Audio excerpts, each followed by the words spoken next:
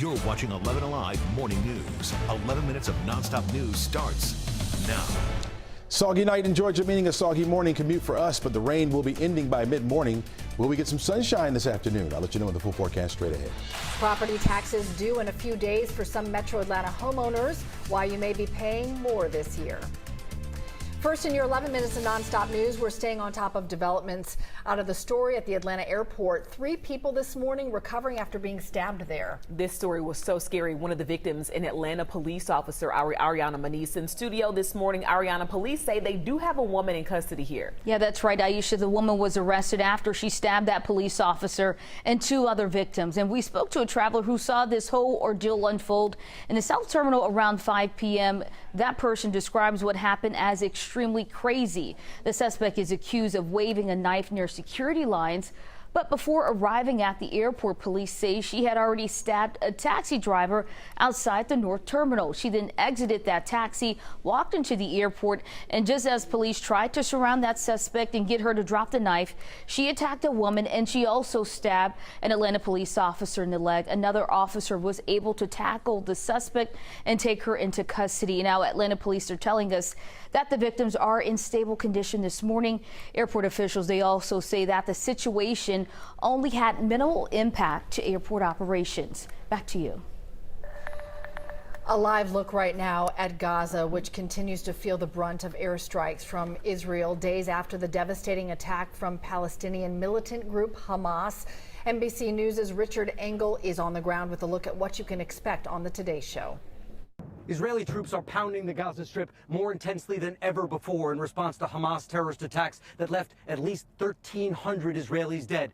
And this could be just the start. Israeli troops are preparing for a ground offensive that will be dangerous for the soldiers and could be devastating for the people of Gaza. I'll have more coming up on the Today Show. This morning, Secretary of State Antony Blinken is in Israel on a diplomatic tour in a show of support to Israel, a close ally of the United States. And this morning, we'll hear from the Georgia chapter on the Council on American Islamic Relations. They'll be addressing the conflict in the Middle East during an interfaith news conference. 11 Alive News will be there at 10 this morning to bring you the latest. This morning, some Atlanta neighborhoods say they are seeing fewer police patrols at their parks, and they say it's been going on now for weeks. A basketball player was recently shot in the leg at Hill Park, and gunfire interrupted a football practice there. All of that's keeping people away from what was once a popular area. The patrols are part of a program that puts off-duty and retired police officers in the park. The rumors we heard is that they may have exceeded the budget for the program, but that shouldn't be an issue to stop the program. Councilmember Bond says those patrols are needed and there could be other money out there to help. He's now asking Atlanta police for a status update. That report is expected to be ready by their next Public Safety Committee meeting Monday, October 23rd. A live look right now in Philadelphia, where the Atlanta Braves will play a win or go home today. The Phillies are up 2-1 over the Braves after a blowout win in Game 3 of the NLDS. Bryce Harper went yard twice in the 10-2 thrashing of the Braves. So now it is on to tonight's pivotal Game 4. You can cheer on the Braves, though, at the watch party tonight. We are keeping the hope alive tonight at 7:30 at the Plaza Green in the Battery. 30 minutes before first pitch, head on out. Parking is free for 3 hours at those locations you see right there on your screen. And that was a look at your top headlines. All right, soggy, Chesley. Yeah, it is a soggy start to the morning. As you can see, the wet weather still around. We had some moderate pockets moving through the area. Now a lot of that is down to the south of us and pushing over toward the east. You can already start to see some drying taking place in some of our westernmost counties. That will continue to be our trend as we head through the morning. Temperature-wise, we're in the 50s for the most part. 60 right now up toward Georgia's Rome is one of the warm spots, if you will. 59 degrees in Conyers, 57 degrees over toward Covington, 58 in Noonan, 59 degrees Peachtree City. Chattahoochee Hills, you're the same at 58 starting off this morning in South Fulton County. 57 degrees Powder Springs, Ackworth at 58. Temple, you're at 57 degrees starting off. You're looking at 58 right now at Tucker, 59 degrees downtown Atlanta, Fulton County Airport, the same in Roswell. You're at 58 degrees this morning. So, yeah, a jacket for this morning, of course, because of the rain that we have out there. But you may be holding on to that as we head through the afternoon, of course, as those winds will begin to pick up on us a bit. You're looking at winds out of the east at about 15 miles per hour maybe getting up to 20 miles per hour at times. The gusts could be a little higher than that. So highs today, only around 67 degrees for the afternoon high. Area of low pressure creating the rain, or bringing it in, pulling it in for us, that tropical moisture, of course, over us right now.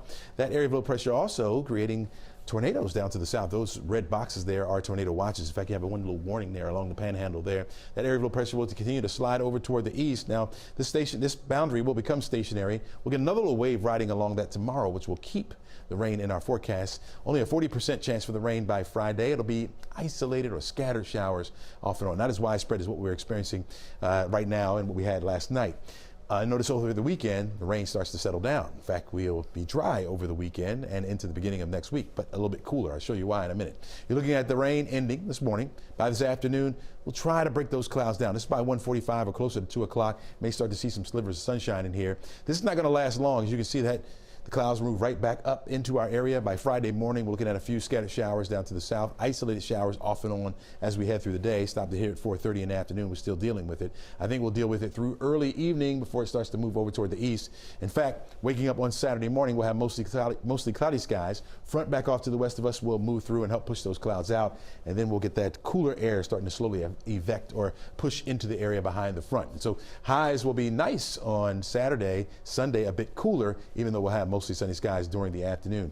7-day outlook shows that. 68 degrees for your high temperature on Friday, with the rain off and on through the day, scattered showers around. Saturday, looking at clouds to start the day. We'll have sunshine during the afternoon, 77 for the high, close to where we should be for this time of year, and then cooler with the sunshine returning for your Sunday. Monday only in the low 60s. Tuesday as well with a 44-degree start. It's 6:54 now. All new this morning. New developments in the shooting death of a young valet in Buckhead last month. Atlanta police tell us the fugitive unit has now arrested the suspect, 22-year-old Randy King.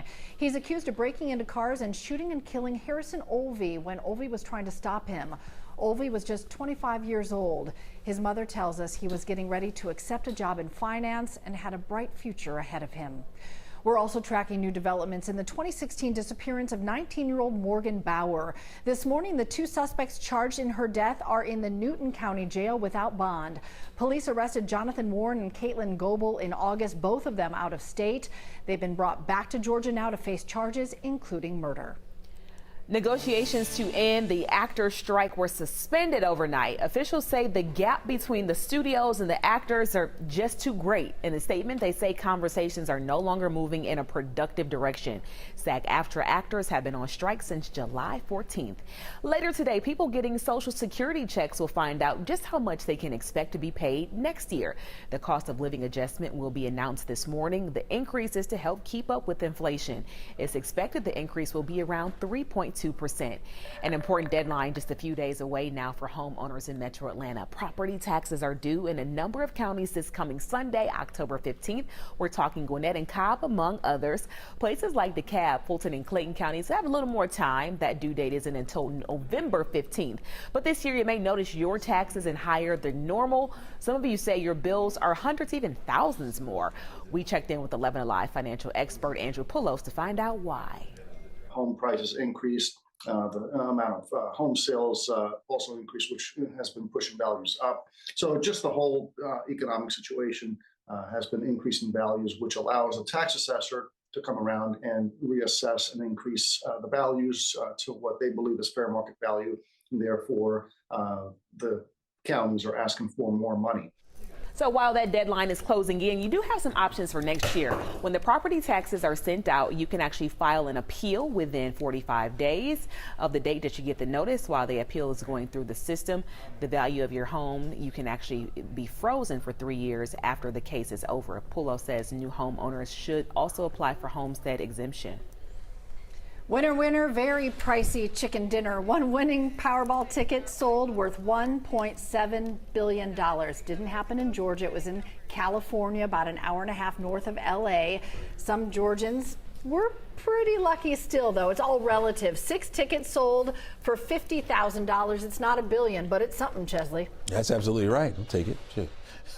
You're looking at by noon today, 62 degrees. We'll have cloudy skies around, easterly breeze at about 17 miles per hour. Gusts could be a little bit higher than that. By 4 o'clock, we'll reach our daytime high of about 67 degrees. Still a bit breezy out there under mostly cloudy skies. I think we will get a few breaks in here, get a little bit of sunshine poking through. Same at 6, looking at 64 degrees by then. Rain returns by tomorrow. Crash, you love it smothered and covered? Oh, yeah. Yeah, serving up some smiles with a side of waffles and hash browns. Recently, a local nonprofit, Christian City, surprised 61-year-old Hilda Barron with a late shift at the Waffle House in Union City. She worked there for years before moving to the Christian City campus. The nonprofit CEO says they were thrilled to grant her special wish. Clearly a fun day for Hilda, and everybody involved makes you ready for some breakfast. Yeah, I'm hungry. me too. Yeah. Me too. Serve it up. Let's wrap this baby up. We know what's coming up next. Today's show on food. We need a theme song. Hit it, DJ.